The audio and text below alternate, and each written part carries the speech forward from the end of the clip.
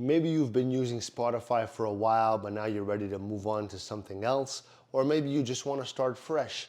Whatever the reason, deleting your Spotify account can seem tricky, but it's easier than you think.